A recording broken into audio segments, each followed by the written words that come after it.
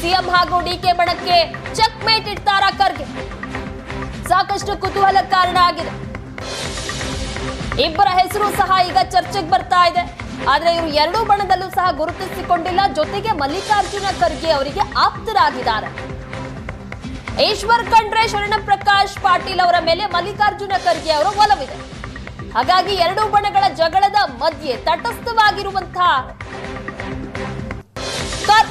ಖಂಡ್ರೆ ಹಾಗೆ ಶರಣ ಪ್ರಕಾಶ್ ಪಾಟೀಲಿಗೆ ಇವರಿಬ್ಬರಲ್ಲಿ ಒಬ್ಬರಲ್ಲಿ ಯಾರಿಗಾದ್ರೂ ಹಾಗಾದ್ರೆ ಫಿಕ್ಸ್ ಆಗತ್ತಾ ಕೆಪಿಸಿಸಿಯ ಪಟ್ಟ ಅನ್ನುವಂಥದ್ದು ಈ ಕುತೂಹಲ ಕಾರಣ ಆಗಿದೆ.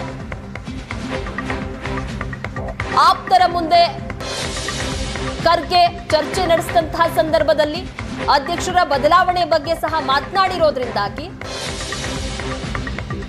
ಬಜೆಟ್ ನಂತರ ಹಾಗಾದ್ರೆ ಕೆಪಿಸಿಸಿ ಅಧ್ಯಕ್ಷ ಸ್ಥಾನ ಯಾರಿಗೆ ಸಿಗುತ್ತೆ? ಹೊಸ ಅಧ್ಯಕ್ಷರನ್ನ ಆಯ್ಕೆ ಮಾಡುವಂತಹ ಚಾನ್ಸಸ್ ಹೆಚ್ಚಾಗಿ ಕಂಡು ಬರ್ತಾ ಇದೆ. ಅದರಲ್ಲೂ ಎರಡು ಬಣ ಇದೆ, ಸಿದ್ದರಾಮಯ್ಯ ಅವರ ಬಣ ಹಾಗೆ ಡಿಕೆ ಶಿವಕುಮಾರ್ ಅವರ ಬಣ. ಎರಡು ಬಣದಲ್ಲೂ ಒಬ್ಬರನ್ನ ಆಯ್ಕೆ ಮಾಡಿದ್ರು ಸಹ ಇನ್ನೊಂದು ಬಣಕ್ಕೆ ಅಸಮಾಧಾನ ಖಂಡಿತ.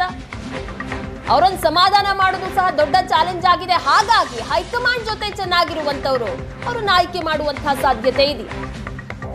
ಈ ಬಗ್ಗೆ ಹೆಚ್ಚಿನ ಡೀಟೇಲ್ಸ್ ಕೊಡ್ತಾರೆ ನಮ್ಮ ಪ್ರತಿನಿಧಿ ಮಾರುತೇಶ್ ನೇರ ಸಂಪರ್ಕದಲ್ಲಿ ಜಾಯ್ನ್ ಆಗಿದ್ದಾರೆ. ಅವರಿಂದ ಮಾಹಿತಿಯನ್ನ ಸಹ ಪಡೆದುಕೊಳ್ತಾ ಹೋಗ್ತೀನಿ.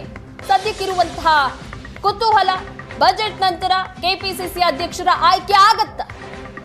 ಕೆಪಿಸಿಸಿ ಅಧ್ಯಕ್ಷರ ಆಯ್ಕೆ ಬಗ್ಗೆ ಸಿಕ್ಕಿರುವಂತಹ ಎಕ್ಸ್ಕ್ಲೂಸಿವ್ ಆದಂತಹ ಮಾಹಿತಿ ಇದು. ಈಗ ರೇಸ್ನಲ್ಲಿ ಇಬ್ಬರ ಹೆಸರು ತುಂಬಾ ಚರ್ಚೆ ಆಗ್ತಾ ಇದೆ.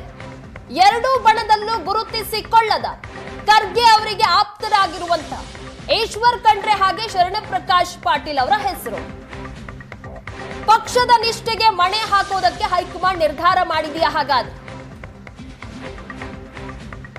ಯಾರ ಬಣದಲ್ಲೂ ಗುರುತಿಸಿಕೊಳ್ಳದ ಈ ಇಬ್ಬರು ನಾಯಕರಲ್ಲೇ ಒಬ್ಬರನ್ನ ಆಯ್ಕೆ ಮಾಡಿಬಿಡ್ತಾರೆ.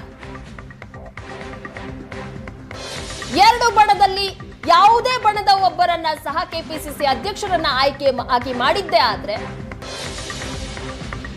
ಮತ್ತೆ ಬಡಿದಾಟ ಅಂತೂ ನಿಲ್ಲೋದಿಲ್ಲ. ಹೀಗಾಗಿ ಹೈಕಮಾಂಡ್ ಎಚ್ಚರಿಕೆಯ ಹೆಜ್ಜೆಯನ್ನ ಇಡೋದಕ್ಕೆ ನಿರ್ಧಾರ ಮಾಡಿದಂತೆ ಕಾಣಿಸ್ತಾ ಇದೆ.